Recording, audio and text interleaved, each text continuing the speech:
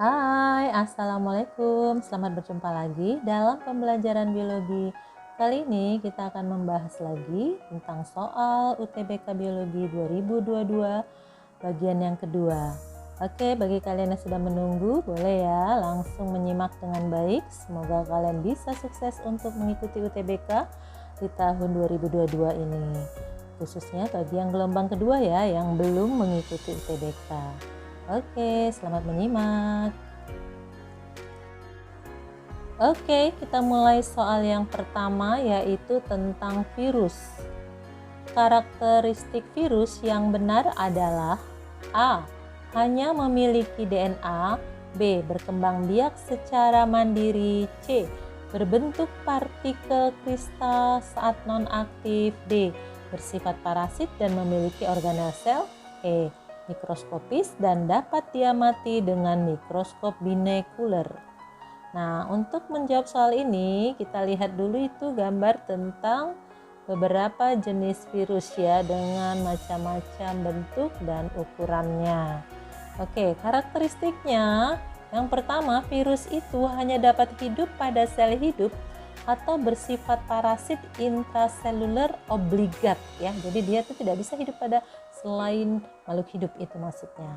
Kemudian dia berkembang biak di dalam sel atau jaringan hidup dengan melakukan proliferasi atau replikasi. Kemudian yang ketiga, dia dapat membentuk kristal saat non-aktif. Yang keempat, virus memiliki ukuran yang sangat kecil, di mana ukurannya itu paling kecil sekitar memiliki diameter 20 nanometer dengan jumlah gen hanya 4. Kemudian hanya bisa dilihat dengan menggunakan mikroskop elektron saja. Dan virus hanya memiliki satu jenis asam nukleat, DNA saja atau RNA saja. Virus bukan sel karena dia tidak memiliki ribosom ataupun perangkat organel sel lainnya. Dan genom virus lebih beragam. Genom virus dapat terdiri dari untai DNA ganda, RNA untai ganda, DNA untai tunggal, ataupun dapat juga RNA untai tunggal tergantung dari tipe virusnya. Oke, jadi kalau kita perhatikan soal ini yang sesuai tadi ya, kalau A hanya memiliki DNA itu kan salah ya, karena dia ada virus yang memiliki DNA, ada virus yang memiliki RNA ya, tapi salah satu, nggak boleh dua-duanya ya. Kemudian berkembang biak secara mandiri salah, karena dia berkembang biaknya itu hanya di dalam tubuh makhluk hidup, dia nggak bisa berkembang biak sendiri tanpa ada di dalam tubuh makhluk hidup atau sel hidup atau jaringan hidup. Kemudian dia berbentuk partikel kristal saat non-aktif. Nah, inilah yang pernyataan yang benar ya. Jadi sudah terjawab, jawabannya adalah C. Kemudian kita lihat yang lain, bersifat parasit dan memiliki organel sel. Salah ya, dia tadi adalah tidak memiliki organel sel. Untuk bersifat parasitnya dia benar ya. Tetapi dia tidak memiliki organel sel dan perangkat-perangkat organel lainnya ya. Jadi dia di situ kesalahannya ya, memiliki organel sel itu. Kemudian mikroskopis betul dan dapat diamati dengan mikroskop binekuler, itu yang salah, harusnya mikroskop elektron, karena ada kata mikroskop binekuler itu menjadikan pernyataan itu menjadi karakteristiknya menjadi salah ya. Oke, jadi sudah jelas ya, jawabannya adalah C. Oke, kita lanjut ya, soal nomor 2. Soal nomor 2 tentang mikroorganisme. Pernyataan yang tidak tepat mengenai mikroorganisme adalah A. Semua bakteri merupakan organisme prokariotik. B. Virus hanya dapat dikultur dalam media telur yang berembrio. C. Semua alga memiliki kloroplas sehingga mampu berfotosintesis. D. Klasifikasi pada protozoa didasarkan alat gerak. E. Archaeobacteria memiliki ribosom yang mirip dengan ribosom sel eukariotik. Nah, untuk menjawab soal ini kita harus tahu ya. Coba kita lihat yang pertama itu, semua bakteri merupakan organisme prokariotik, itu adalah pernyataan yang benar ya. Karena memang bakteri itu prokariotik, itulah dia ciri khas dari bakteri ya, dia prokariotik atau tidak memiliki membran inti. Ya, jadi yang termasuk bakteri ini termasuk adalah Eubacteria ya, termasuk Eubacteria. Cyanobacteria itu termasuk ke dalam prokariotik. Kemudian yang B ya, virus hanya dapat dikultur dalam media telur yang berembrio. Itu salah ya, karena virus ini dia dapat dibiarkan pada media hidup seperti embrio ayam yang hidup, pada kultur jaringan atau kultur sel, atau dapat diisolasikan pada hewan percobaan atau menggunakan hospes alaminya ya. Jadi dia bukan hanya pada media telur yang berembrio ya, dia bisa pada setiap jaringan ataupun sel hidup ya. Jadi yang sudah terjawab ini jawabannya adalah B ya. Yang tidak tepat adalah B. Harusnya dia bisa pada bagian yang tadi itu ya, embrio hidup, kultur jaringan, kultur sel, diisolasikan pada hewan percobaan atau menggunakan hospes alaminya ya. Nah, kita lihat lagi untuk jawaban yang C. Semua alga memiliki kloroplas sehingga mampu berfotosintesis. Ya, semua alga itu punya kloroplas ya. Alga Cyanophyta itu jangan dimasukkan ke dalam alga ya, karena Cyanophyta sudah menjadi Cyanobacteria ya. Jadi Cyanobacteria itu sudah masuk kelompok Eubacteria. Jadi kita tidak bisa lagi mengelompokkannya ke dalam alga, sehingga memang semua alga itu berkloroplas ya, asalkan kita tidak memasukkan kelompok Cyanobacteria. Oke, karena Cyanobacteria dia sudah masuk Eubacteria, dia memang tidak berkloroplas, dia hanya berklorofil. Klorofilnya terdapat di dalam tilakoidnya tanpa memiliki kloroplas. Jadi kamu harus perhatikan ya, ini hati-hati untuk jawaban C, karena alga-alga itu semuanya yang sudah masuk kelompok alga itu memang sudah berkloroplas. Jangan kamu masukkan yang Cyanobacteria ke dalam alga, sehingga jawaban C menjadi yang tepat ya, karena dia alga punya kloroplas. Oke, kemudian yang D, klasifikasi pada protozoa berdasarkan alat gerak itu benar ya. Jadi yang namanya protozoa itu kan ada 4 kelompoknya ya, yaitu Rhizopoda, bergerak dengan kaki semua atau Pseudopodia, kemudian ada Flagellata, bergerak dengan flagel atau bulu cambuk, kemudian ada Ciliata, bergerak dengan cilia atau rambut getar, dan ada Sporozoa, dia tidak punya alat gerak ya. Jadi memang klasifikasi protozoa ini didasarkan kepada alat geraknya. Itu pernyataan yang benar. Oke, yang E, Archaeobacteria memiliki ribosom yang mirip dengan ribosom sel eukariotik. Iya ya, jadi ribosomnya pada Archaeobacteria ini sudah seperti sel eukariotik, di mana dia memiliki RNA polimerase ya. Oke, jadi ini sudah terjawab ya, bahwa yang tidak tepat adalah B, karena virus dapat dikultur pada berbagai media yang hidup ya, embrio hidup, sel hidup, jaringan hidup, hewan percobaan ataupun hospes alaminya. Oke, jawabannya adalah B. Kita lanjutkan soal nomor 3 ya. Soal nomor 3 ini adalah peranan bakteri Rhizobium. Nah, karakteristik bakteri Rhizobium dalam lingkungan adalah A, memberikan nitrat bagi tumbuhan, B, membentuk nodul di batang tumbuhan, C, mendapatkan karbohidrat dari tumbuhan, D, menghasilkan enzim nitrat reduktase bagi tumbuhan, E, melakukan simbiosis komensalisme dengan akar legum. Nah, jadi kita harus tahu ya, bahwasanya Rhizobium adalah bakteri tanah yang mampu mengikat N2 bebas, tetapi hanya dapat hidup jika bersimbiosis dengan tanaman dari suku Leguminose. Dia bersimbiosisnya secara mutualisme ya, saling menguntungkan, di mana bakteri Rhizobium ini nanti memperoleh makanan berupa mineral, gula dan karbohidrat dari air dari tanaman inangnya. Sementara si bakteri Rhizobium akan memberi imbalan berupa nitrogen yang dikatnya dari atmosfer ya. Jadi mereka hubungan simbiosisnya mutualisme, saling menguntungkan. Nah, bakteri Rhizobium ini akan mengikat nitrogen bebas di udara dan mengubahnya menjadi amoniak atau NH3 yang akan diubah menjadi asam amino, selanjutnya menjadi senyawa nitrogen yang diperlukan tanaman untuk tumbuh dan berkembang. Biasanya diberikannya dalam bentuk nitrat ya, sehingga tanah menjadi subur karena kandungan nitratnya semakin banyak ya.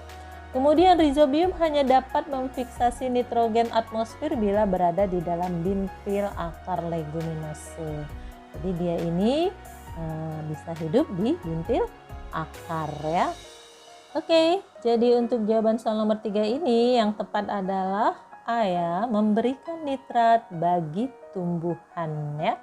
Sementara kalau membentuk nodul di batang itu salah ya, harusnya dia membentuk nodul di akar karena dia membentuk bintil-bintil akar legum ya. Kemudian yang C, mendapatkan karbohidrat dari tumbuhan ya. Itu memang betul ya, dia mendapatkan karbohidrat dari tumbuhan, tapi itu bukan karakteristik bakteri rizobium di dalam lingkungan. Itu tidak ada hubungannya dengan lingkungan ya, itu memang dia mendapatkan makanan dari inangnya dalam bentuk karbohidrat. Tapi tidak ada sesuai dengan soal tadi ya, karakteristik bakteri rizobium dalam lingkungan. Jadi lingkungannya harus kita pertimbangkan ya, jadi di situ dia ya. Kalau tadi nitrat kan berpenting untuk lingkungannya ya, lingkungannya menjadi subur gitu kan, yang A itu. Jadi dengan kehadiran rizobium, dengan adanya nitrat tadi menjadi subur, tanaman menjadi subur, lingkungan menjadi lebih baik lagi ya. Oke, jadi C itu tidak ada hubungannya dengan pernyataan di soal. Kemudian yang D, menghasilkan enzim nitrat reduktase bagi tumbuhan, itu tidak tepat ya. Melakukan simbiosis komensalisme dengan akar legum salah, tadi simbiosisnya mutualisme. Oke ya, seperti itu, maka sudah jelas ini jawabannya adalah A. Baik, kita lanjutkan lagi soal nomor 4 ya. Soal nomor 4 ini tentang animalia atau tentang vertebrata ya. Perhatikan gambar yang ditandai pada kepala ular dan ikan hiu.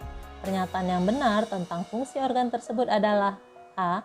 Kedua organ tersebut adalah sebagai kemoreseptor. B. Kedua organ tersebut adalah sebagai termoreseptor. C. Organ pada hiu sebagai elektromagnetik reseptor. D. Kedua organ tersebut adalah sebagai mekanoreseptor. E. Organ pada ular adalah sebagai termoreseptor. Oke, untuk menjawab soal ini kita perhatikan gambarnya ya. Perhatikan gambar ini adalah pit organ. Apa itu pit organ? Pit organ adalah sebagai lubang sensor panas atau pit nose, pendeteksi panas tubuh, dilapisi selapis sel yang disebut termoreseptor yang terhubung ke otak melalui saraf. Fungsi dari pit organ ini adalah untuk menangkap mangsanya. Letaknya terdapat di antara mata dengan lubang hidung yang terdapat pada ular berbisa ya. Jadi dia ini punya pendeteksi mangsa yang bernama termoreseptor, namanya pit organ ya. Oke, kita lihat pada gambar kedua, itu adalah gambar ampulla of Lorenzini ya. Ampulla of Lorenzini ya, ini adalah berfungsi sebagai elektroreseptor ya. Dimana cara kerja ampulla Lorenzini ini adalah menangkap, melacak, mengendus, dan memindai medan listrik yang ada di sekelilingnya untuk membedakan makhluk hidup yang ada berdasarkan pancaran elektrikal nafas, jantung, dan pergerakan ya. Jadi dia ini kalau misalnya ada mangsanya juga yang mau disasarnya, dia bisa mendeteksinya dengan ampulla Lorenzininya, karena ampulla ini memiliki kemampuan untuk melacak, memindai medan listrik yang ada di sekelilingnya. Dia tahu makhluk hidup yang ada itu ya. Nah, jadi ini biasanya ditemukan pada ikan hiu dan ikan pari ya. Jadi kalau kita perhatikan soal ini ya, pilihannya yang mana yang benar? Coba kita lihat lagi. A. Kedua organ tersebut adalah sebagai kemoreseptor, salah ya. Tadi pit organnya kan termoreseptor, ampulla Lorenzini elektroreseptor. Jadi A itu salah. B. Kedua organ tersebut adalah sebagai termoreseptor, salah. Hanya pit saja yang termoreseptor. C. Organ pada ikan hiu sebagai elektromagnetik reseptor ya. Tidak tepat ya. Pada ikan hiu ini tadi Ampulla lorenzini dia sebagai elektroreseptor. Kemudian yang D, kedua organ tersebut adalah sebagai mekanoreseptor. Tidak ada di sini cerita mekanoreseptor ya. Yang E, organ pada ular adalah sebagai termoreseptor. Nah, inilah jawaban yang paling tepat ya. Jadi jawabannya adalah E. Oke, kita lanjutkan soal yang kelima. Proses yang terjadi pada ekosistem alam adalah ya. A. Siklus energi, B. Aliran energi, C. Aliran mineral, D. Rantai makanan, E. Siklus biomasa. Oke, untuk menjawab soal ini kita pahami dulu ya tentang proses-proses dalam ekosistem itu meliputi apa saja ya. Jadi proses-proses dalam ekosistem itu meliputi aliran energi ya. Jadi bukan siklus energi ya. Kemudian meliputi rantai makanan. Nah, rantai makanan ada di pilihan D. Inilah jawabannya. Terus prosesnya yang lain adalah ada pola keanekaragaman di sana. Selanjutnya ada siklus materi ya, siklus materi ya, bukan aliran materi. Kemudian ada perkembangan ya di dalam ekosistem itu dan ada pengendalian ya. Jadi inilah proses-proses yang terdapat di dalam ekosistem. Aliran energi, rantai makanan, pola keanekaragaman, siklus materi, perkembangan dan pengendalian. Jadi jawaban yang tepat adalah proses yang terjadi pada ekosistem alam adalah rantai makanan. Oke ya. Kita lanjutkan lagi soal berikutnya.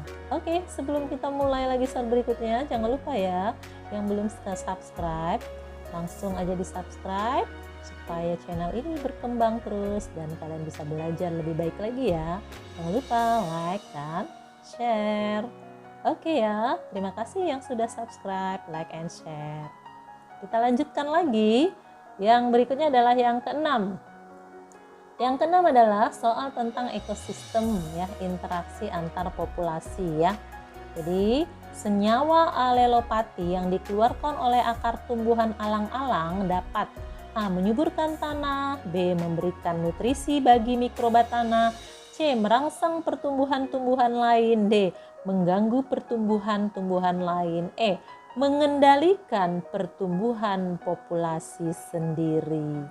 Nah, oke, untuk menjawab soal ini kita pahami dulu ya apa yang disebut dengan alelopati. Alelopati merupakan proses pelepasan senyawa yang bersifat racun yang dikeluarkan oleh tumbuhan yang dapat menghambat pertumbuhan-tumbuhan lain. Nah, sebagian alelopati terjadi pada tumbuhan dapat mengakibatkan tumbuhan lain di sekitar penghasil alelopati tidak dapat tumbuh, bahkan bisa mati ya. Jadi alelopati ini bisa membunuh makhluk hidup di sekitarnya ya, mematikan gitu ya. Nah, jadi kita lihat ini jawaban yang tepat adalah sudah ketahuan ya, yaitu D, yaitu tadi senyawa alelopati yang dikeluarkan oleh akar tumbuhan alang-alang dapat mengganggu pertumbuhan-tumbuhan lain. Jadi jawabannya sangat jelas D. Oke, kita lanjutkan lagi ya. Soal nomor 7, mengatasi pencemaran lingkungan. Nah, limbah pabrik berupa senyawa kimia harus diolah terlebih dahulu sebelum dibuang ke lingkungan. Proses remediasi lingkungan yang dilakukan oleh tumbuhan, alga, dan bakteri secara berurutan adalah A. bioremediasi, fikoremediasi, fitoremediasi, B. bioremediasi, fitoremediasi, fikoremediasi, dan seterusnya ya. Nah, jadi kita pahami dulu lah ya soal ini ya tentang remediasi. Apa itu remediasi? Remediasi adalah proses perbaikan lingkungan bertujuan dapat menghindari resiko-resiko yang ditimbulkan oleh kontaminasi logam yang berasal dari alam disebut dengan geokemikal atau akibat ulah manusia yang disebut dengan antropogenik ya. Jadi remediasi ini kita memperbaiki lingkungan supaya kembali normal ya, itu dia prosesnya ya, memperbaiki lingkungan. Nah, cara-cara memperbaiki lingkungan itu bisa digunakan tumbuhan, bisa digunakan alga, dan juga bisa digunakan bakteri. Nah, proses remediasi yang dilakukan oleh tumbuhan yaitu namanya fitoremediasi ya. Jadi fitoremediasi itu adalah remediasi menggunakan tumbuhan. Kalau bioremediasi adalah remediasi yang menggunakan bakteri. Sementara kalau fikoremediasi adalah remediasi yang menggunakan alga, khususnya mikroalga. Jadi kalau di sini proses remediasi lingkungan yang dilakukan oleh tumbuhan, alga, bakteri secara berurutan. Nah, jadi jawabannya sudah dapat ketahuan ya. Proses remediasi lingkungan yang dilakukan oleh tumbuhan tadi fitoremediasi, alga fikoremediasi, bakteri bioremediasi. Maka jawabannya sudah jelas adalah E. Oke ya. Kita lanjutkan lagi soal nomor 8 ya. Soal nomor 8. Floem sekunder pada batang dikotil terbentuk dari A. Prokambium, B. Epidermis, C. Kambium, D. Meristem, E. Empulur ya. Nah, untuk menjawab soal ini kita bantu dengan gambar ya, supaya kalian lebih memahami lebih dalam lagi dan lebih mengingat lagi catatan-catatan yang lama ya. Oke, yang namanya floem sekunder ya, itu terdapatnya di sebelah luar kambium ya.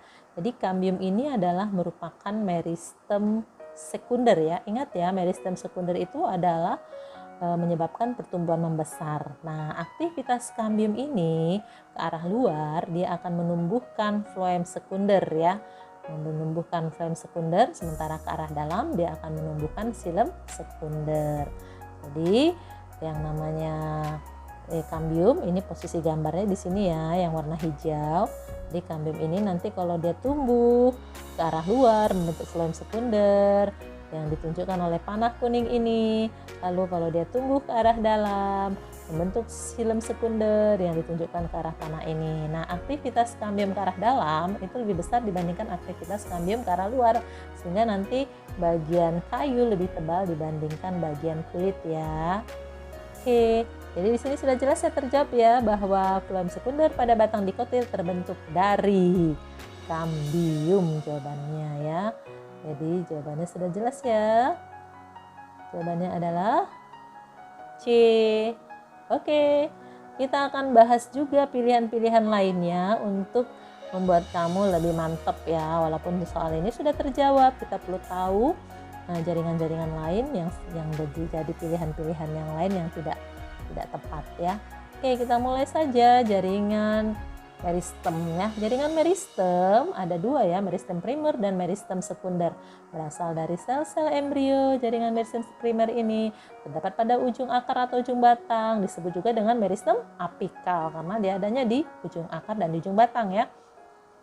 Disebut dengan titik tumbuh apikal. Dan dia mampu tumbuh memanjang. Kalau akar dia tambah panjang, kalau batang tambah tinggi nanti ujung batangnya ya. Kemudian merupakan jaringan lanjutan dari promeristem yang sel-selnya masih aktif membelah.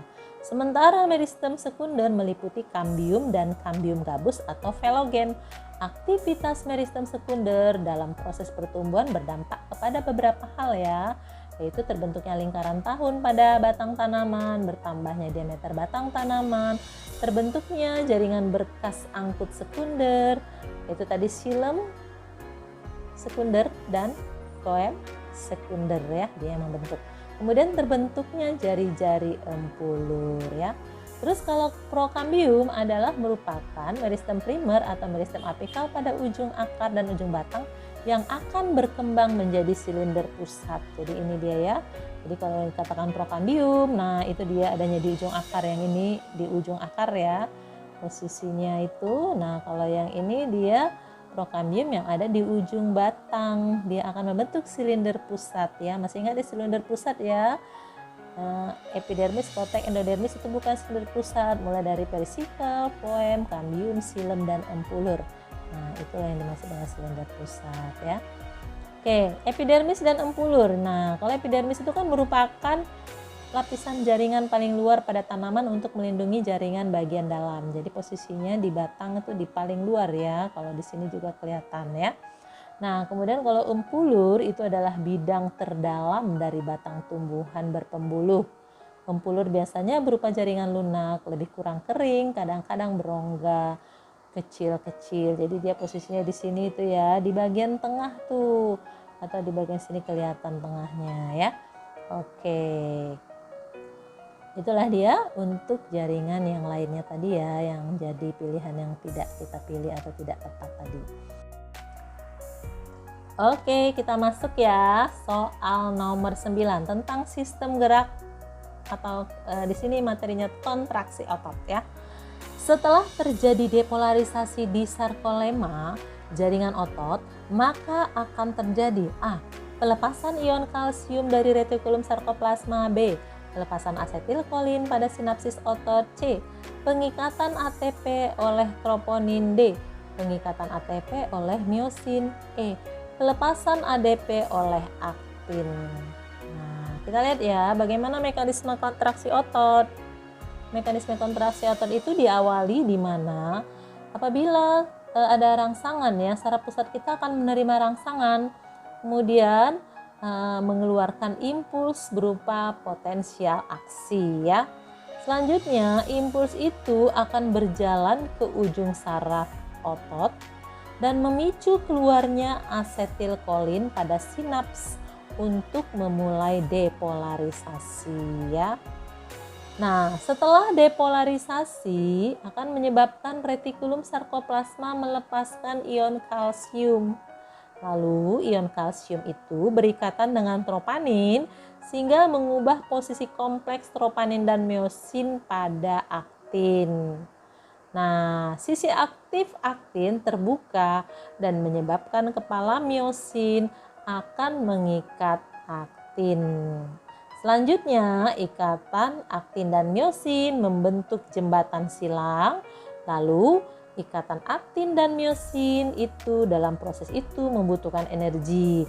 Sehingga nanti harus dilepaskan ATP oleh miosin ya. Jadi ATP akan dilepaskan oleh kepala miosin, dirubahnya menjadi ADP dan fosfat. Dihasilkanlah energi. Nah, energi itulah nanti yang dipakai untuk pergerakan aktin ya. Dan nanti aktin itu akan digerakkan oleh kepala miosin. Nah, kepala miosin akan nanti akan bergerak ya. Setelah itu setelah dia bergerak, nah kepala miosin ini kan sudah kehilangan energi. Nah, dia memulai lagi mengikat ATP untuk siap berikatan lagi dengan aktin selanjutnya. Jadi kalau dari penjelasan mekanisme kontraksi otot ini kita sudah jelas ya melihat poin nomor 3. Setelah depolarisasi menyebabkan retikulum sarkoplasma itu melepaskan ion kalsium. Jadi jawaban soal ini yang tepat adalah A ya.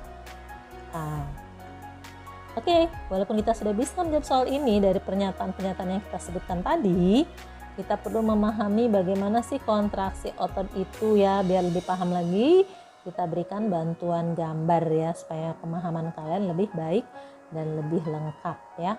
Oke, kita mulai ya penjelasannya ya. Impuls pada sel saraf. Nah, ada istilah yang namanya polarisasi. Apa itu polarisasi? Polarisasi adalah keadaan di mana sel saraf tidak mendapatkan rangsangan.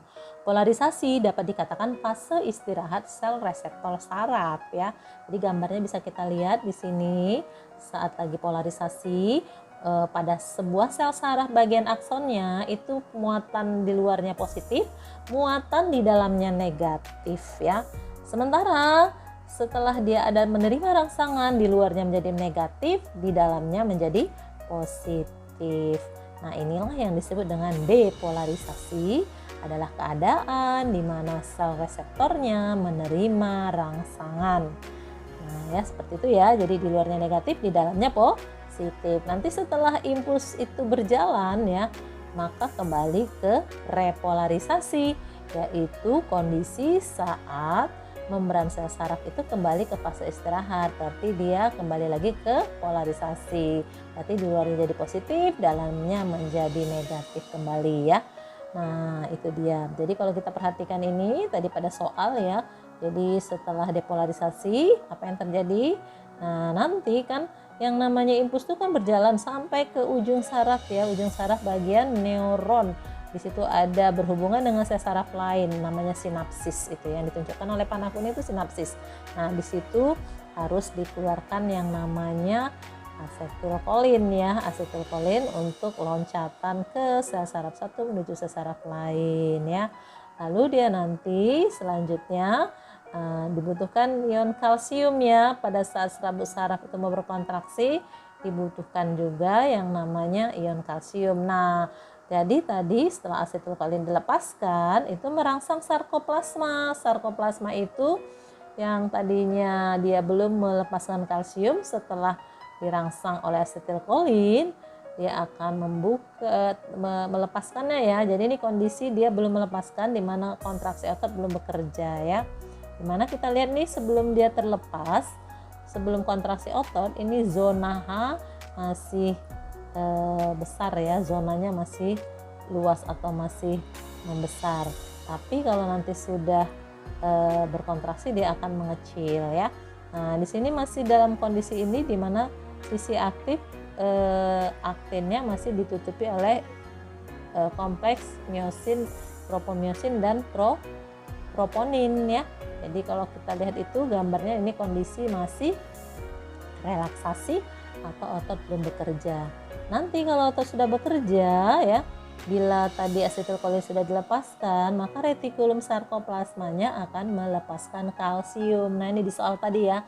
Jadi retikulum sarkoplasma setelah yang namanya depolarisasi, dia akan melepaskan kalsium. Nah, kalsium ini akan menyebabkan yang namanya kontraksi otot. Nah, kalsium ini berperan dalam hal apa? Kalsium ini nanti berperan dalam hal ya, membuat kontraksi otot, nanti zona H-nya menjadi menyempit atau bahkan hilang ya kalau kontraksinya full. Nah, jadi dia nanti kalsium itu berperan dalam merubah kompleks tropomiosin dan miosin agar membuka sisi aktif daripada aktin agar bisa berikatan dengan miosin. Nah, kita akan lihat ya bagaimana si kalsium ini berperan dalam merubah kompleks troponin dan tropomiosin sehingga aktin, bagian sisi aktif aktin bisa berikatan dengan miosin ya. Kita lihat lagi gambar berikutnya ya.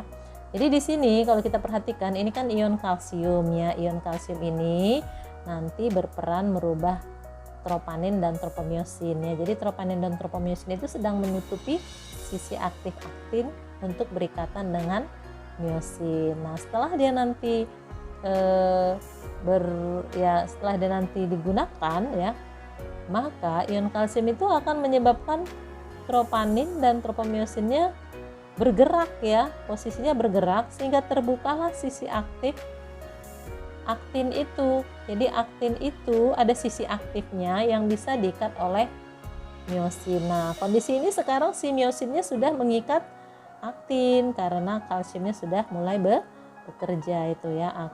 Kalsiumnya sudah merubah posisi pembukaan sisi aktif aktin ya. Nah, itu juga si kalsiumnya sudah menyebabkan aktinnya menjadi sisi aktif aktin terbuka, dan hal inilah yang menyebabkan kepala miosin bisa melekat atau mengikat aktin ya. Dan proses ini pun membutuhkan energi berupa ATP. Makanya di situ kepala daripada miosin itu akan melepaskan ATP, di mana dia rubah menjadi ADP dan fosfat ya. Nah, kita lihat bagaimana ATP itu bekerja ya. Jadi pertama-tama ya, kepala miosin itu akan mengikat ATP sebagai sumber energi untuk terjadi kontraksi. Jadi kalau dia belum berkontraksi dia sudah mengikat ATP ya, siap-siap gitu ya. Nah, ini dia ATP yang diikat oleh kepala miosin. Lalu ATP itu akan dilepaskan dan dihidrolisis menjadi ADP dan fosfat anorganik sehingga dihasilkan energi. Nah, kondisinya menjadi ADP tambah fosfat, dia sudah menghasilkan energi. Kemudian dia siap-siap mengikat aktin ya. Jadi di situ dia akan mengikat sisi aktin.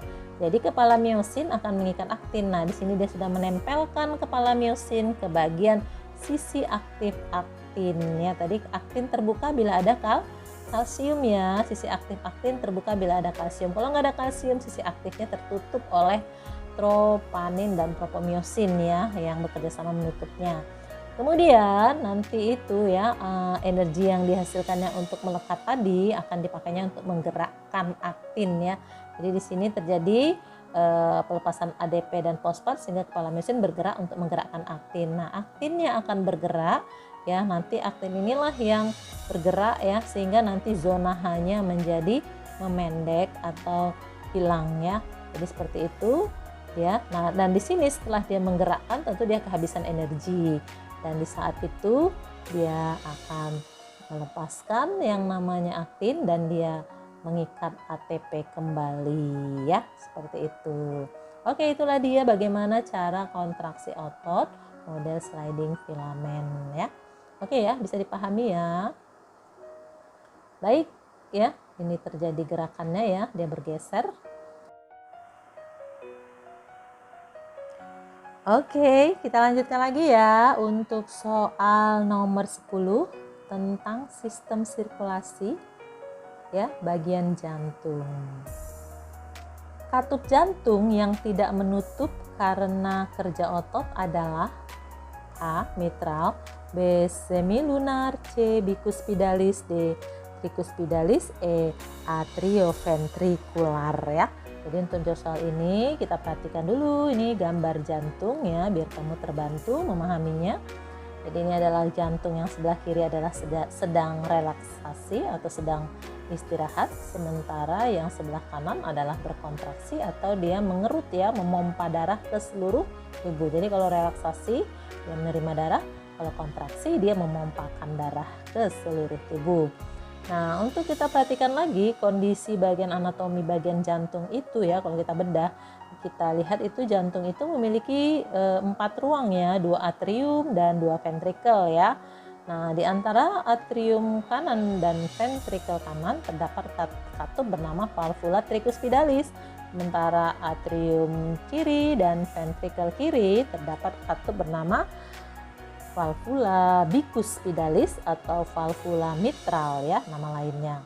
Nah, selanjutnya kalau dari jantung sebelah kanan ya mau keluar menuju paru-paru ya, bagian katup di bagian ventrikelnya itu terdapat yang namanya valvula semilunaris pulmonal yang akan memompa darah ke paru-paru. Kemudian ada katup semilunaris aorta yang mana akan memompa darah dari ventrikel ke seluruh tubuh ya. Jadi di situ ada katup-katup ya. Nah, katup-katup ini akan terbuka dan tertutup ya.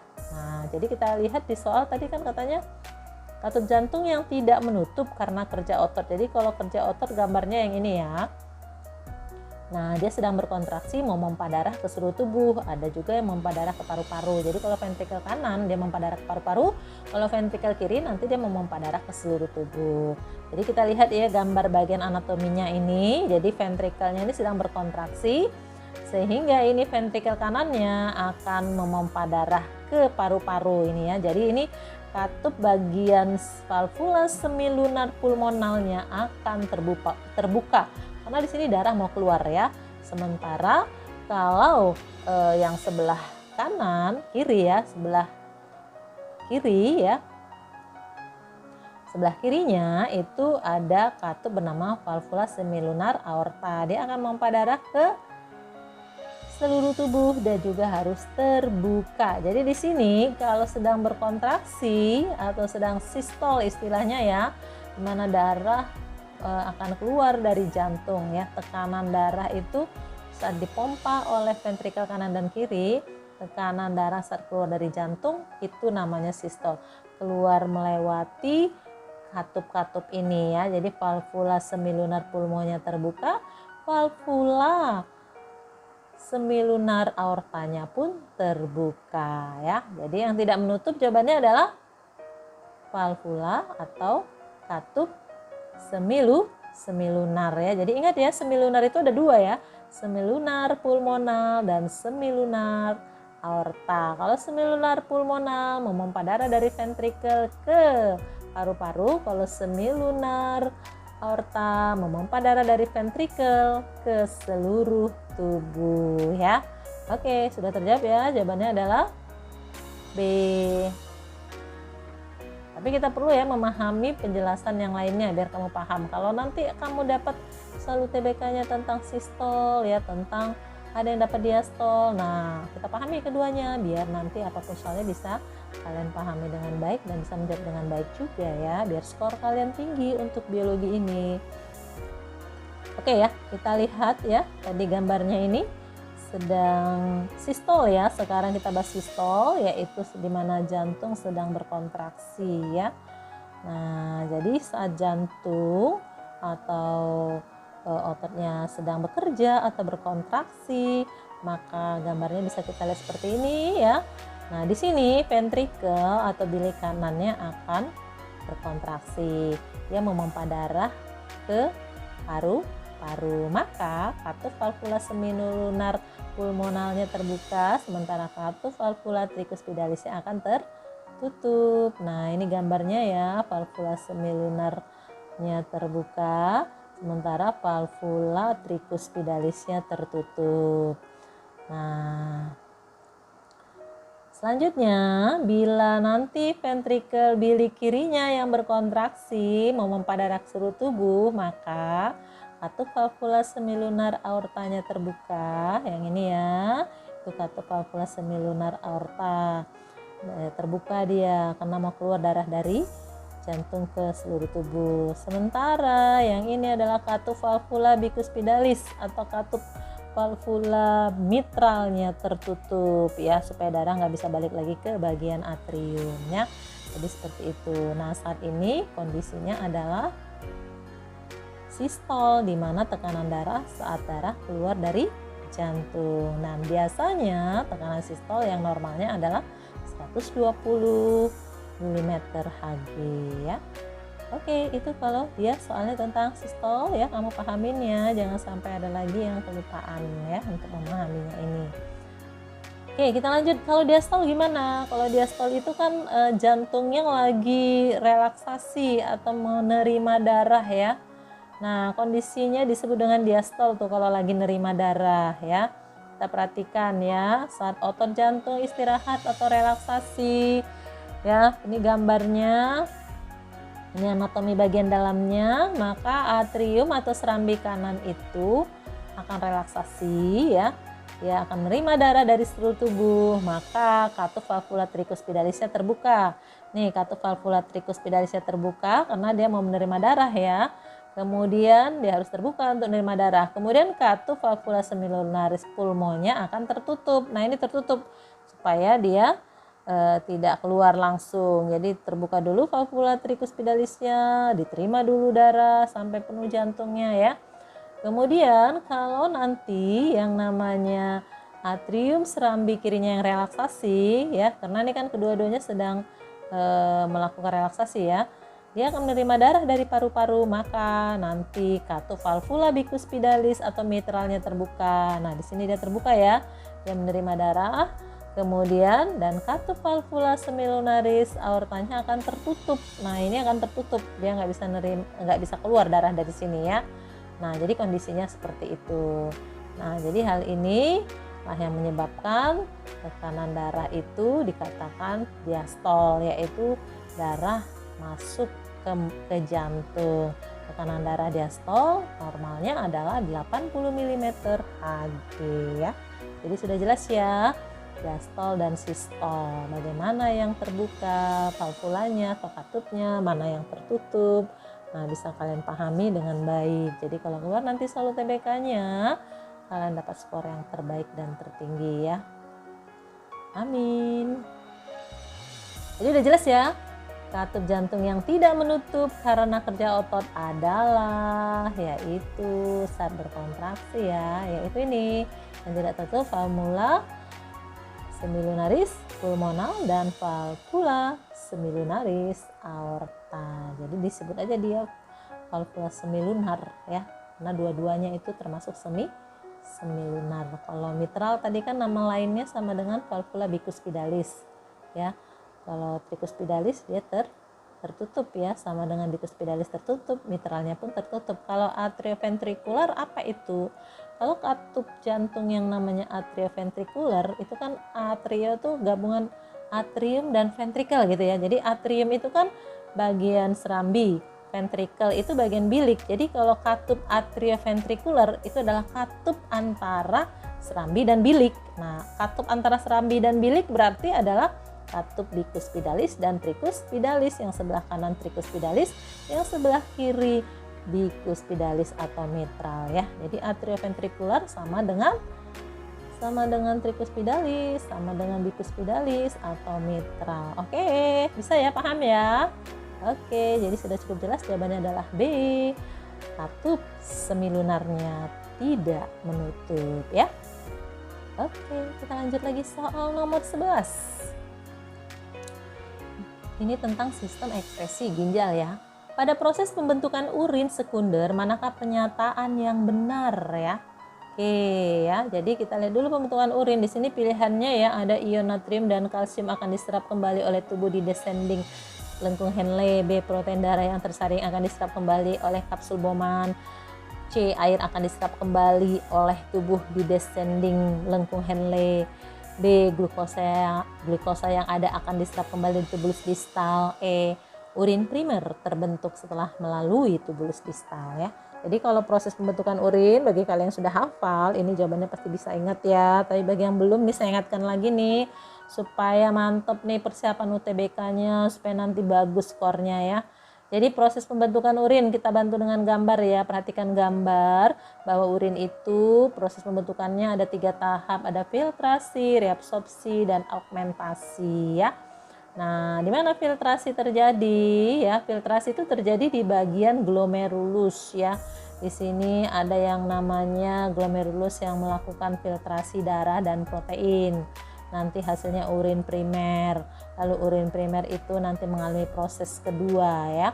Proses kedua di sini tubulus contortus proximal. Di sini terjadi reabsorpsi zat berguna seperti glukosa dan asam amino. Lalu nanti hasilnya urin sekunder menuju lengkung Henle.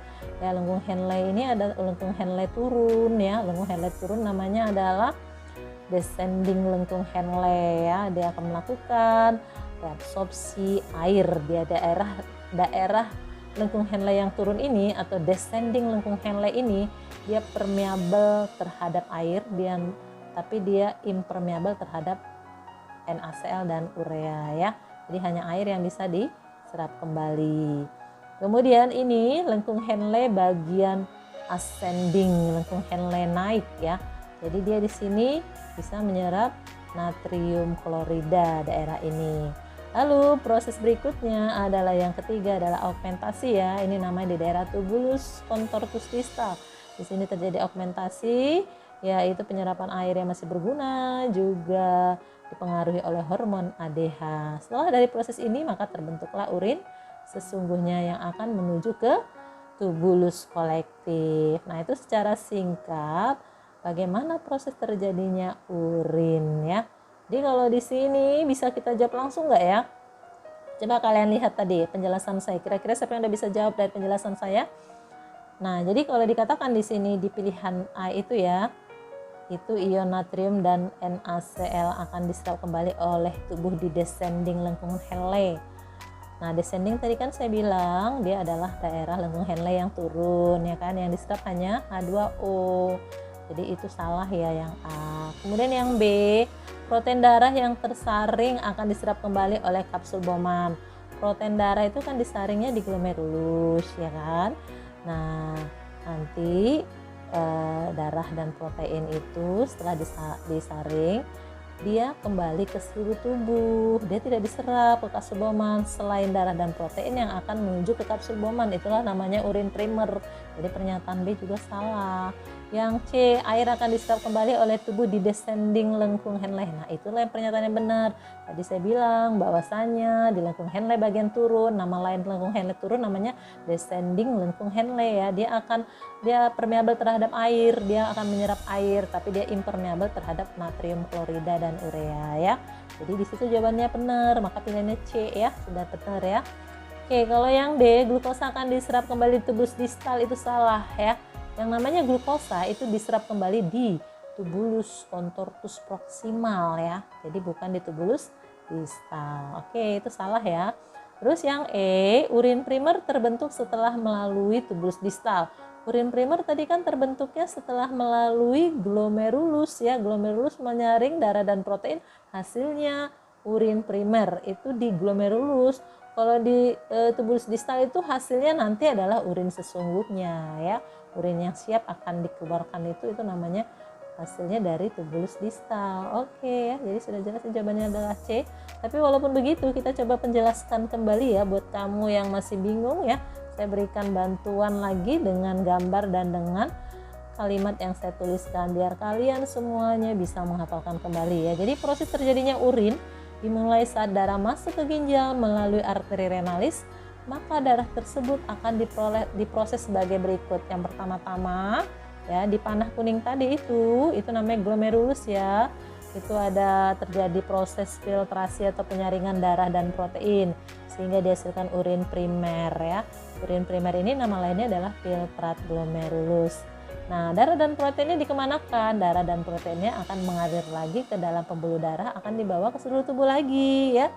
Nah, sementara urin primernya menuju kapsul Bowman ya. Jadi urin primer akan menuju kapsul Bowman ya, dan selanjutnya mengalir melalui tubulus contortus proximal. Nah, di sini nih tubulus contortus proximal. Dan di sini ada proses kedua ya, namanya reabsorpsi. Nah, jadi di tubulus contortus proximal di sini akan terjadi proses reabsorpsi atau penyerapan kembali zat yang berguna seperti glukosa, asam amino sehingga dihasilkan urin sekunder. Nama lainnya disebut dengan filtrat tubulus. Lalu urin sekunder itu mengalir ke lengkung Henle. Pada lengkung Henle turun, nama lainnya descending ya. Dapat terjadi reabsorpsi air karena di sini bersifat permeabel untuk air dan impermeabel untuk Na dan urea. Impermeabel itu tidak bisa dilewatin ya. Sementara pada lengkung Henle naik ya atau ascending dapat terjadi reabsorpsi natrium klorida. Selanjutnya dari lengkung Henle akan mengalir ke tubulus contortus distal ya. Nah, di sini nih tubulus contortus distal. Nah, ini proses ketiga. Di tubulus contortus distal di sini terjadi proses namanya augmentasi dan reabsorpsi air ya. Jadi yang namanya reabsorpsi air nih di sini dipengaruhi oleh hormon ADH, antidiuretik hormon atau vasopresin. Sehingga nanti dari sini dihasilkanlah urin sesungguhnya ya, siap dikeluarkan dari tubuh kita. Nah, urin ini langsung menuju ke tubulus kolektif, lalu dia dialirkan ke pelvis atau rongga ginjal menuju ureter, lalu ditampung di kandung kemih dan urin akhirnya dikeluarkan melalui uretra. Oke ya, seperti itulah proses pembentukan urin mulai dari darah masuk sampai urin keluar melalui uretra. Oke, bisa paham ya semuanya ya? Oke, jadi tadi untuk soal tadi sudah sangat jelas ya, bahwasanya ion natrium dan klorida akan diserap kembali oleh tubuh di descending lengkung Henle itu adalah salah, harusnya H2O. Terus ya, jadi sementara yang diserap di descending itu H2O, kalau di ascending dia baru diserap yang NaCl dan klorida itu akan diserap di bagian ascendingnya, bukan di descendingnya ya. Oke, kemudian kalau protein darah tadi, protein darah disaringnya harusnya di glomerulus dan dia akan dikembalikan ke seluruh tubuh. Jadi B itu salah. Kemudian yang C, itulah pernyataan yang benar tadi ya, H2O akan diserap di descending lengkung Henle. Yang C benar. Glukosa akan diserap kembali di tubulus distal, itu salah, harusnya di tubulus contortus proximal ya, jadi salah, harusnya proximal. Terus yang E harusnya urin primer terbentuknya di bagian glomerulus, sementara kalau yang tubulus distal itu dia membentuk urin sesungguhnya. Oke ya, sudah sangat jelas dan sudah diulang-ulang, semoga kalian bisa hafal ya. Jadi jawabannya sudah jelas, C.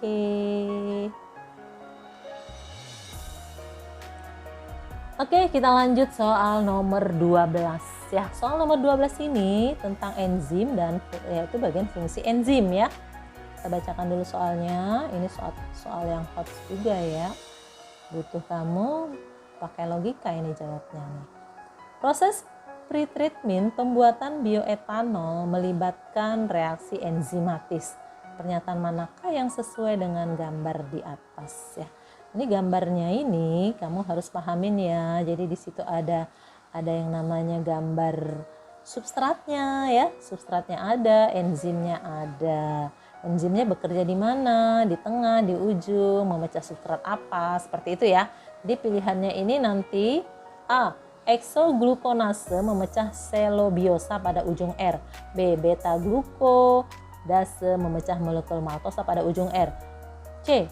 Eksoglukonase memutus ikatan glikosida molekul selulosa pada ujung R. D.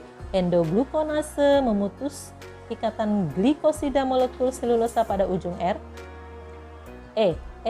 Endoglukonase memutus ikatan glikosida molekul selulosa pada ujung NR ya.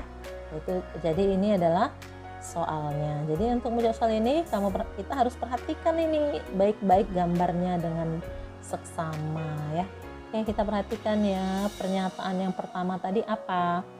Endonuklease memecah selobiosa pada ujung R. Oke, kita lihat enzim eksoglukonase. Jadi ini enzimnya ya. Enzimnya bentuknya perhatikan. Ini eksoglukonase, dia akan memecah selobiosa. Oke, yang mana enzimnya di sini? Enzimnya di sini itu namanya selulosa ya, bukan selobiosa ya. Jadi selulosa. Di situ udah salah ya. Dia memang benar memecah di ujung, tetapi bukan selubiosa yang dipecahnya, dia memecah selulosa. Jadi pernyataan A itu adalah salah. Oke, kita lihat pernyataan yang kedua ya, biar kamu paham lagi. Pernyataan yang kedua, pilihan yang kedua, beta glukoidase memecah molekul maltosa pada ujung R ya. Beta glukodase, kita lihat enzimnya beta glukodase, ini enzimnya ya. Kita lihat kerjanya, dia memecah apa ini yang hitam ya, yang hitam dia memecah molekul selobiosa ya. Jadi selobiosa itu kan yang berbentuk bulat-bulat kayak biji-biji gitu ya, berbentuk rantai, itu selobiosa. Jadi dia ini kalau di pernyataannya kan memecah molekul maltosa. Di sini kan nggak ada maltosa ya, jadi udah jelas salah ya. Dan dia memecahnya itu pun yang ini dia di bagian ujung bisa, di tengah bisa ya. Jadi dia memecah apa tadi? Memecah selobiosa. Jadi salah ya, memecah maltosanya salah. Oke, jadi salah. Kita langsung pilihan yang C. Pilihan yang C pernyataannya eksoglukonase memutus ikatan glukosida ya. Itu eksoglukonase ya. Eksoglukonase enzimnya ada dua tuh, yang NR dan yang R ya. Ya, berarti bebas kita pilih nih. Eksoglukonase memutus ikatan glikosida molekul selulosa pada ujung R. Nah, yang mana aja bisa, yang ini bisa, yang sana juga bisa ya. Tapi yang ini yang untuk ujung R ya, karena dia mintanya ujung R. Ya, ini jawabannya tepat ya, tidak salah ya. Oke ya, benar ya ini jawabannya. Yang D dan E kita lihat. Endoglukonase memutus ikatan glikosida molekul selulosa pada ujung R. Endoglukonase memutus ikatan glikosida molekul selulosa pada ujung NR. Endoglukonase kita lihat enzimnya. Ini enzim endoglukonase. Perhatikan gambarnya di mana dia bekerja ya. Lihat ini gambarnya. Dia memecah di bagian atau dia memutuskan ikatan di bagian tengah. Jadi kalau mengatakan di bagian ujung ya mutuskannya, mutus selulosanya itu salah. Harusnya dia memutuskan ikatan glukosida molekul selulosa di bagian tengah ya. Jadi sudah jelas ya jawaban soal ini. Ini pakai logika, kamu perhatikan gambarnya dengan baik supaya bisa memahaminya, enzimnya mana, terus substratnya apa yang dipecah, di ujung atau di tengah ya. Perhatikan juga substrat yang tersedia, kayak maltosa tadi nggak ada maltosa, dibuatnya pilihannya maltosa, seperti itu ya. Jadi kita harus benar-benar jeli dan teliti. Ini sangat hot sekali soalnya ya. Oke ya, cukup jelas ya. Jadi jawabannya sudah jelas adalah C. Oke. Baik, kita lanjutkan soal nomor 13. Substansi genetika tentang sintesis protein. Mekanisme ekspresi gen pada organisme eukariot adalah sebagai berikut. Yang pertama, DNA dibuka oleh enzim helikase. Yang kedua, RNA mengalami splicing. Yang ketiga, transkripsi RNA oleh enzim RNA polimerase. Yang keempat, translasi protein oleh enzim aminotransferase. Ya, pertanyaannya urutan tahap dari ekspresi gen yang benar adalah ya. Oke, urutan-urutannya kita akan susun. Nah, kita bantu dengan melihat gambar ya. Jadi kalian kalau ingin memahami tentang materi substansi genetika, kalian bisa buka videonya ya tentang soal UTBK tentang materi substansi genetika ya. Tinggal cek aja di biologi oke. Bagi kalian yang masih kurang mantap tentang materi substansi genetikanya, bisa dibuka kembali videonya dan dibaca ya, dan ditonton dengan baik, dipahami dan disimak supaya kalian bisa mengerti lebih baik lagi ya. Oke, jadi soal ini pernyataannya kan urutan tahap dari ekspresi gen yang benar ya. Gimana? Jadi kan pertama-tama dalam mengekspresikan gen, ekspresi gen itu kan membentuk asam amino ya. Membentuk sintesis protein, asam amino apa yang bisa dibaca itu namanya ekspresi gen. Nah, jadi diawali dengan transkripsi dulu ya. Jadi tahap sintesis protein itu ada transkripsi dan ada translasi. Dan saat transkripsi, apa yang terjadi pada saat transkripsi? Jadi DNA ini akan dibuka dulu ikatan rantainya. Karena kan DNA itu double helix ya. Rantainya terpilin ganda ya. Jadi saat dia mau transkripsi, maka untayan ganda itu harus terbuka. Dan yang membukanya namanya adalah enzim helikase. Nah, di sini nih enzim helikase akan membukanya seperti membuka resleting gitu ya, terbuka gitu ya. Nah, lalu nanti setelah terbuka barulah yang namanya RNA polimerase akan mentranskripsi RNA. Jadi DNA-nya akan ditranskripsi menjadi RNA oleh enzim RNA polimerase. Selanjutnya setelah ditranskripsi hasilnya menjadi pre-RNA ya. Nah, kenapa pakai pre? Pre-RNA itu kan belum mateng. Nah, untuk mateng dia harus di splicing ya. Jadi RNA harus mengalami splicing dari pre-RNA menjadi mRNA. mRNA ini sudah mature. Mature itu sudah matang, dia akan keluar nanti dari dinding inti ya. Dari membran inti sel dia keluar menuju sitoplasma ya. Nah, pada saat dia menuju sitoplasma dilanjutkan tahap berikutnya yaitu translasi. Nah, di translasi inilah nanti tRNA akan mengangkut asam amino yang sesuai dengan RNA M yang sesuai tadi yang berasal dari yang sudah bergerak ke ribosom ya. Nah, jadi asam amino inilah nanti yang akan disusun menjadi protein. Nah, seperti itulah dia proses sintesis protein atau ekspresi ya, ekspresi gen. Jadi kalau tahapan yang benar ini sudah jelas ya, apa aja tahapan yang benar ya, yaitu yang B ya. Jadi 1, DNA dibuka oleh enzim helikase, baru yang keduanya adalah terjadi yang namanya transkripsi RNA ya, nomor 3 ya. Yang kedua itu di nomor 3 transkripsi RNA oleh enzim RNA polimerase. Baru yang ketiganya RNA mengalami splicing. Baru yang keempatnya translasi protein oleh enzim aminotransferase ya. Oke, kita sudah jelas ini jawabannya adalah B ya. Oke, kita masuk soal nomor 14 ya. Soal nomor 14, penggandaan kromatin menjadi kromatid terjadi pada fase A. Profase, B. Anafase, C. Telofase, D. Interfase, E. Metafase ya. Nah, untuk menjawab soal ini ya, kita lihat ya tentang gambar pembelahan sel berikut ini. Kita mulai dari pembelahan sel interfase ya.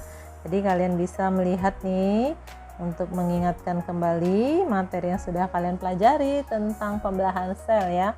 Jadi interfase itu di mana di sini ada tahapan G1 di mana ukuran sel akan bertambah besar akibat pertumbuhan sel. Kemudian di sini juga ada tahap S ya, di mana terjadi sintesis DNA atau replikasi DNA. Lalu ada tahap G2 di mana sel tumbuh sempurna sebagai persiapan untuk pembelahan sel ya. Sementara tahap profase ya, pada tahap profase ini, nah di sini nanti di dalam nukleus benang-benang kromatin menebal dan memendek membentuk kromosom ya. Kemudian tiap lengan kromosom berduplikasi membentuk dua kromatid atau kromatid kembar yang terikat pada sentromer. Lalu nanti nukleus dan membran nukleusnya mulai menghilang. Lalu akan mendekati akhir profase, terbentuklah spindle atau gelondong pembelahan ya. Jadi ini tahap di profase ini. Kalau kita mau lihat lebih lengkap lagi ya. Nah, disinilah terjadi yang namanya kromatin ya, benang-benang kromatin itu akan menjadi kromatid ya, menjadi kromatid. Jadi ini menjadi namanya kromosom dengan dua kromatid. Yang tadinya kromatidnya satu akan mengganda menjadi dua kromatid ya. Kromosomnya menjadi dua kromatid dan ini berlangsung di profase. Maka sudah jelas tuh jawabannya adalah A ya, profase. Nah, kita lihat lagi untuk fase berikutnya biar kalian lengkapi juga pemahamannya ya, mengingatkan kembali materi ini yang sudah dipelajari yang lalu. Nah, untuk metafase ini terbagi atas prometafase dan metafase ya. Jadi di sini fase yang paling mudah ya untuk menghitung banyaknya kromosom. Jadi dia nanti mulai berjalan itu pada saat prometafase berjalan dan dia menyusun dirinya berjejer di bidang ekuator. Karena dia berjejer di bidang ekuator, di sini adalah masa yang paling tepat untuk menghitung kromosom. Karena kan mudah ya kalau ngitung orang lagi baris dengan orang lagi ngitung orang lagi lari-lari di lapangan, kan lebih mudah menghitung orang yang lagi berbaris ya, lebih rapi dan mudah dihitung ya. Nah, makanya kalau masa metafase adalah masa penghitungan kromosom dengan ciri-ciri selnya, di mana kromosom itu terlihat berjejer di bidang ekuator ya.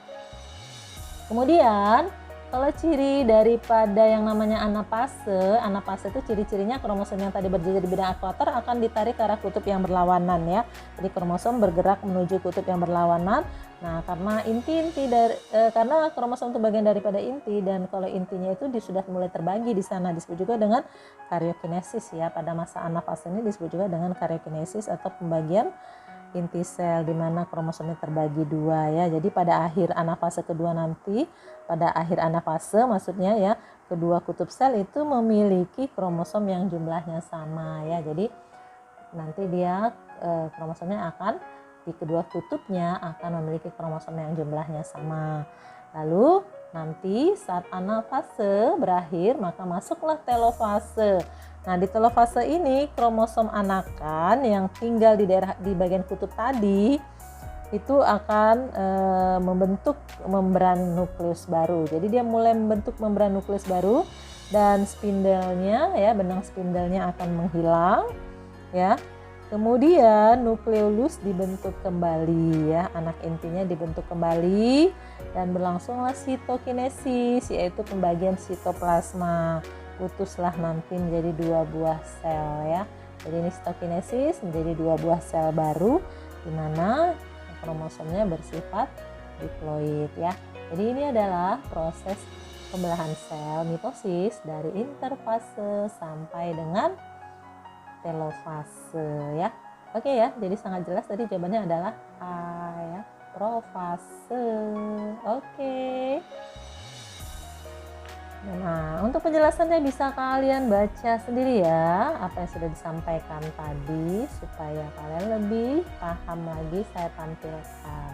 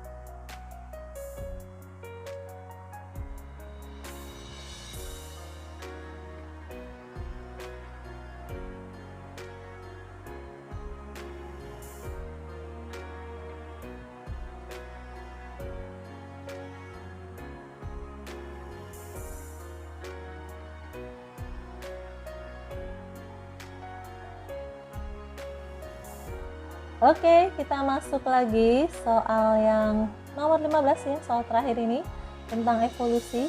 Perbedaan jarak genetika antar populasi dapat terjadi karena adanya mekanisme A. Leher botol populasi, B. Hanyutan genetik, C. Radiasi adaptif, D. Aliran gen, E. Spesiasi. Nah, untuk menjawab soal ini kita harus memahami dulu ya apa di soal tadi kan perbedaan jarak genetika antar populasi dapat terjadi karena adanya mekanisme ya. Jadi kita pahami dulu apa itu jarak genetik. Jarak genetik adalah ukuran divergensi genetik antar spesies atau antar populasi dalam suatu spesies.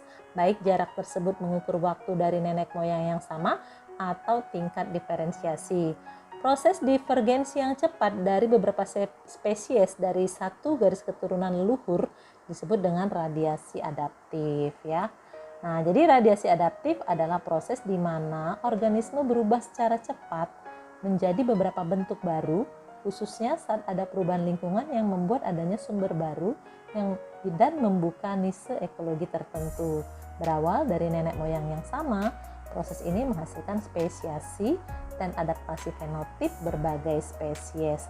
Jadi contoh radiasi adaptif ini adalah contohnya adalah burung finch ya dari Amerika yang berpindah ke Kepulauan Galapagos. Dari satu spesies dia mengalami radiasi adaptif menjadi 14 spesies. Nah, jadi kalau kita menghitung jarak gennya dari nenek moyangnya ke spesies yang 14 itu kita bisa lihat jarak gennya, karena jarak gen dari nenek moyang yang sama antara 14 spesies yang satu dengan yang lainnya itu satu sama lain dan antara 14 itu akan memiliki jarak gen yang berbeda-beda ya. Jadi jarak gen itu, perbedaan jarak gen antar populasi dapat terjadi karena adanya mekanisme radiasi adaptif ya. Oke, kita lanjutkan lagi ya untuk penjelasan yang lainnya. Yang dimaksud dengan spesiasi merupakan sebuah proses evolusi munculnya spesies baru. Jadi radiasi adaptif tadi sebenarnya dapat mengarah ke spesiasi ya. Jadi memang dia memunculkan spesies baru, tapi mekanismenya adalah radiasi adaptif ya. Kalau spesiasi kurang tepat ya. Nah, untuk leher botol populasi ya, leher botol populasi disebut juga dengan leher botol genetik. Itu adalah suatu kejadian evolusi adanya persentase jumlah individu dalam suatu populasi ataupun spesies yang mati ataupun tidak dapat berkembang biak. Leher botol populasi meningkatkan hanyutan genetik karena laju hanyutan berbanding terbalik dengan ukuran populasi ya. Jadi kalau gambar dari leher botol populasi itu kayak gini ya. Jadi populasinya tadi tinggi ya, kemudian mengalami yang namanya ya hanyutan genetik ya, di mana dalam populasi itu persentase individu dalam suatu populasi atau spesies yang mati tidak dapat berkembang biak itu banyak ya. Kalau dia banyak hanyutan genetiknya, banyak yang mengalami kematian, itu bisa mengarah ke kepunahan ya. Tapi biasanya dia akan pulih lagi ya, pulih lagi.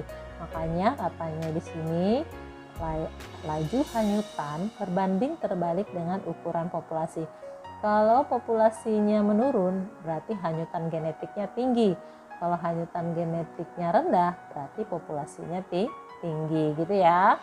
Oke, jadi ini bukan menjadi perbedaan jarak gen antar populasi ya. Ini tidak termasuk, ini tidak tepat jawabannya. Oke, kalau hanyutan genetik ya seperti disampaikan tadi ya adalah proses perubahan frekuensi alel pada suatu populasi ya. Jadi itu dia.